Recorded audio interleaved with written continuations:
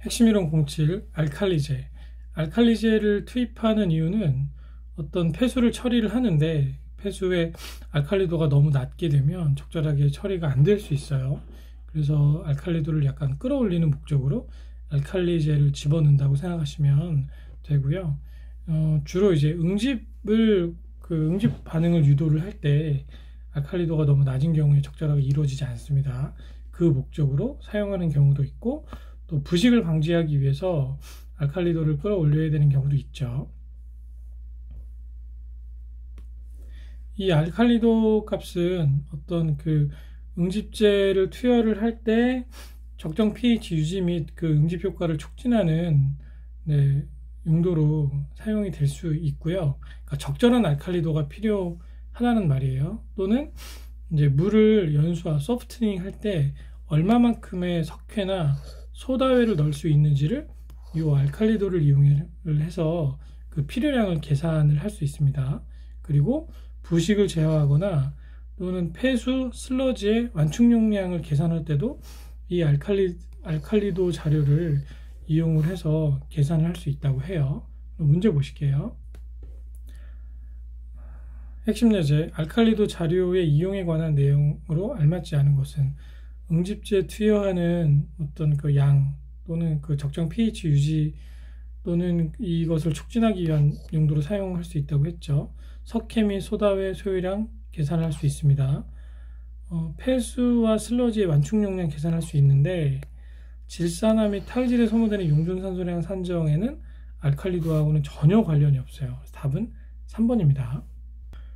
핵심 이론 08 자테스트. 자테스트는 응집 교반 실험입니다. 그래서 얼마만큼의 응집제를 투여를 하는 것이 좋은지, 그리고 얼마만큼의 교반 속도로 저어주는 것이 좋은지를 좀 이제 테스트할 수 있는 시험이라고 생각하시면 되고요.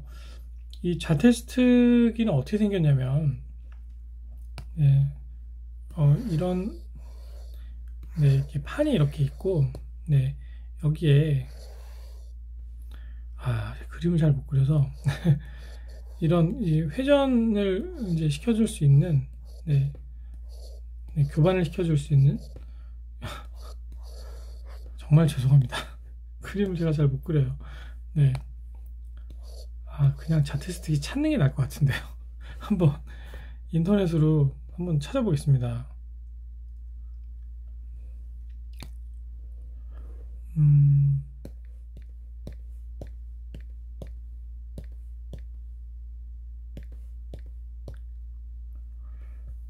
이렇게 생겼어요.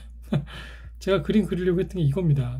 그래서 여기 지금 교반할 수 있는 이제 장치가 되어 있죠. 그래서 RPM 속도 조절할 수 있고, 그리고 응집제 양에 따라서 다르게 응집제를 집어넣는 거예요. 그래서 실험실 스케일로 얼마만큼의 응집제를 투여하고 얼마만큼의 속도로 저어줬을 때 가장 이제 침전이 잘 되느냐, 침강성이 잘 형성이 되느냐, 플러큘레이션이 얼마나 잘 일어나느냐, 그런 것들을 실험하는 실험 방법이라고 보시면 됩니다. 전혀 비슷하지 않네요. 정말 죄송합니다. 그래서 여기서는 시험 문제가 뭐가 나오냐면 이제 개요에 대해서 우선 아셔야 되고요. 그리고 이제 응집 반응에 영향을 미치는 인자, 이런 것들을 물어보는 게 나오고요.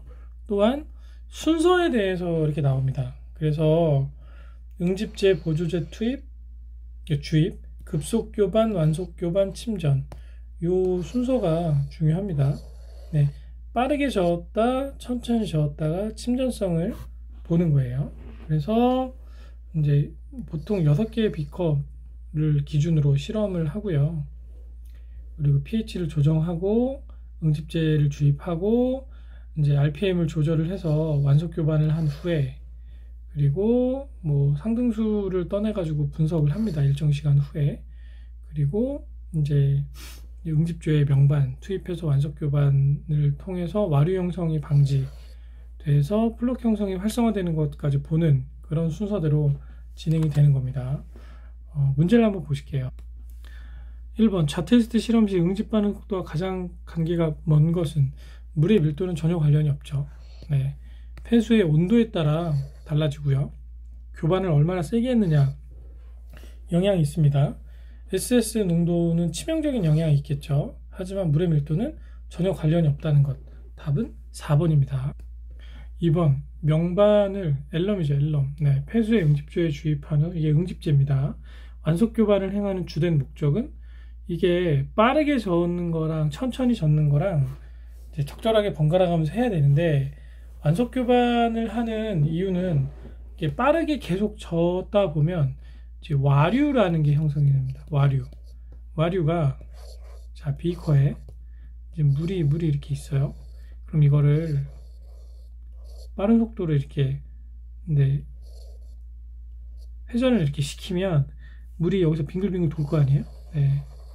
빙글빙글 도는데 입자들이 같이 이렇게 붙는 게 아니라 자기들끼리 계속 이렇게 일정한 거리를 유지하면서 이렇게 도는 거예요. 그것을 와류라고 합니다. 그래서 와류의 형성을 방지하기 위해선 빠르게 젓다가 천천히 젓거나 한 번씩 반대로 젓거나 뭐 이런 과정을 진행을 해야 됩니다. 그래서 이 문제에서는 완속 교반을 행하는 주된 목적은 바로 입자 크기를 증가시키기 위해서, 입자 크기를 증가시키려면 얘네가 이렇게 같이 돌다가 한 번씩 만나야 될 거 아니에요. 그러면 빨리 젓다가 천천히 젓다가 이렇게 하면 속도 차이 때문에 쟤들끼리 만날 수 있는 확률이 높아지겠죠. 답은 1번입니다. 3번 일반적인 폐수 처리 공정에서 보면 이제 자테스트에 관한 설명으로 옳은 것은을 고르는 문제죠. 최적 응집제 투입량을 결정을 하는데 응집제 투입량 대 상징수의 SS 잔류량, 얼마나 SS량이 많이 잔류하고 있느냐, 이것을 통해서 응집제 투입량을 결정하는 것이죠. 다른 거는 뭐 다 말도 안 되는 얘기죠. 대장균 수를 어떻게 응집제 투입량을 결정을 합니까? 전혀 관련이 없습니다. 답은 1번입니다. 핵심 이론 공구, 자외선 소독. 이 소독하는 살균 디스인펙션이라고 하는데 그것을 하는 방법이 되게 여러 가지가 있어요. 물을 끓이거나 오존으로 하거나 염소로 하거나.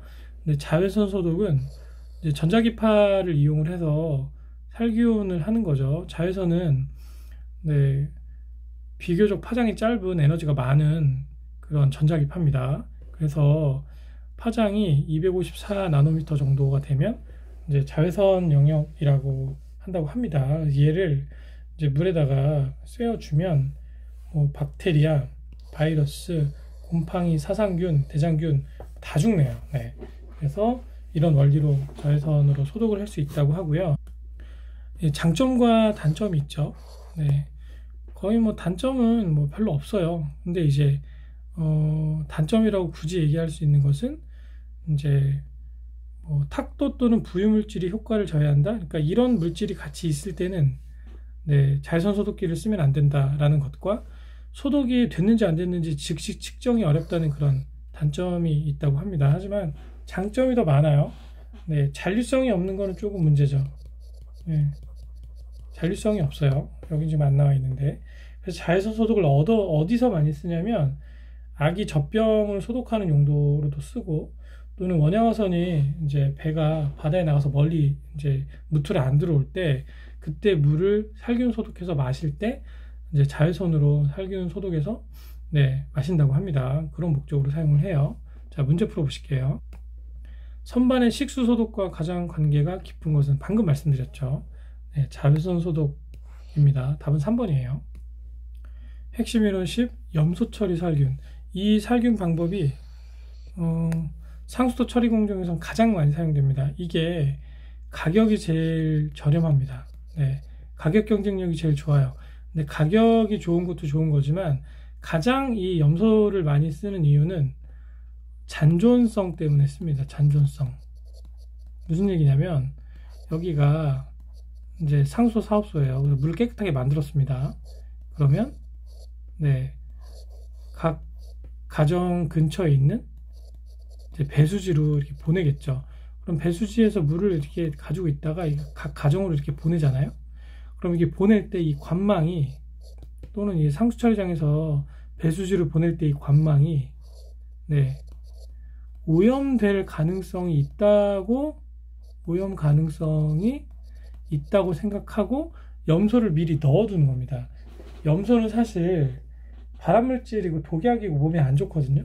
근데 우리 몸에서 해롭지 않을 정도의 농도로 잔류 농도를 맞춰서 보내주면, 섞어서 병원성 미생물 같은 것이 들어오면 다 죽고 깨끗하게 되는 원리가 있습니다. 그래서 그것 때문에 염소를 집어넣는 거예요.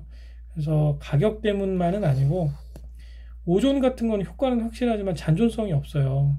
아까 얘기했던 자외선 살균 소독도 잔존성이 떨어집니다. 즉각 먹어야 되는 상황에서만 쓸 수 있기 때문에. 그래서 이렇게 상수도를 만들어서 멀리 보내는 경우에는 사실 염소 처리 살균 말고는 큰 대안은 없어요. 네. 그래서 이런 목적 때문에 씁니다. 그러나 그 염소의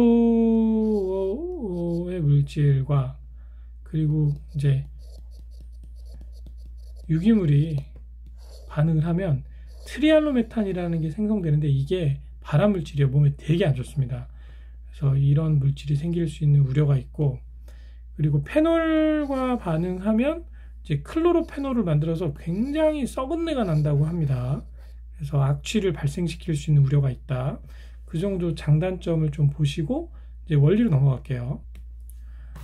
살균 반응은 기본적으로 이제 물 속에 포함되어 있는 염소나 염소 화합물에 의해서 살균 반응이 일어나는데, 자, 차염소산과 차염소산 이온 물질이 두 가지가 이제 살균 작용에 주된 역할을 하게 돼요. 그런데 살균력은 차염소산이 이제 차염소산 이온보다 약 80배 이상 강한 살균력을 가지고 있다고 해요.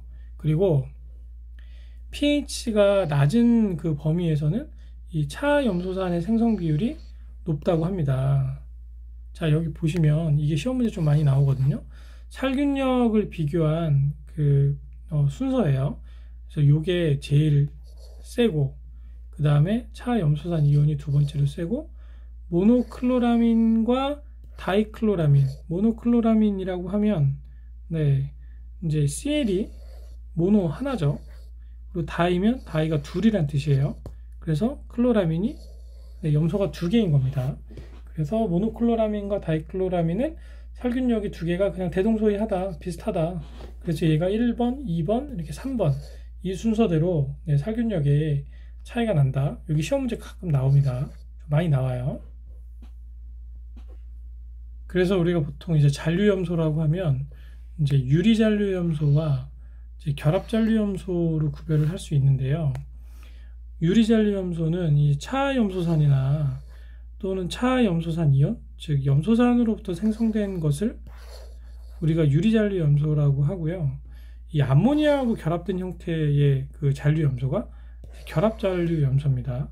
그래서 모노클로라민, 다이클로라민, 트라이클로라민 이런 것들이 이제 결합잔류염소라고 생각을 하시면 돼요. 그래서 얘가 살균력이 훨씬 좋죠. 살균력 짱, 아주 좋습니다. 여기서 설명드렸죠. 그럼 염소 요구량은 어떻게 계산하느냐? 일반적으로 주입 염소량에서 잔류 염소량을 빼면 그만큼의 염소가 필요했구나 라고 우리가 계산할 수 있고요. 주입량도 염소 요구량과 잔류 염소량을 더하면 얼마만큼의 염소를 넣는지를 산정할 수 있겠죠. 그리고 이제 파괴점이라는 개념이 나오는데요. 얘는 이제 분기점이라고도 하고, 이제 잔류 염소 양이 최저가 되는 지점이라고 합니다. 염소를 집어넣어서 살균을 할 때 간혹 가다가 이제 암모니아성 질소가 발생할 수 있거든요. 그때 이 파괴점 염소 처리법을 하면 이 암모니아성 질소를 제거할 수 있어요. 그래서 이 파괴점 이상으로 염소를 집어넣어서 처리하는 기준으로 삼는다고 생각하시면 돼요. 문제를 한번 보실게요.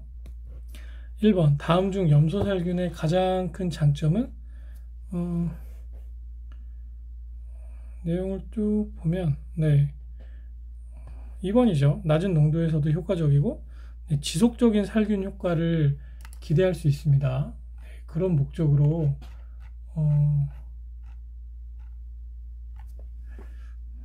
염소 살균을 한다고 했죠. 답은 2번이죠.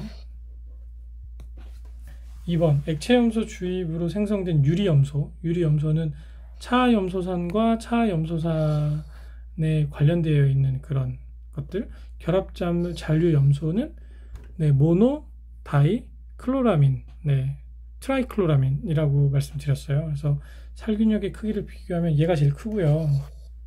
그 다음에 얘고요. 그 다음에 이렇게 됩니다. 그래서 답이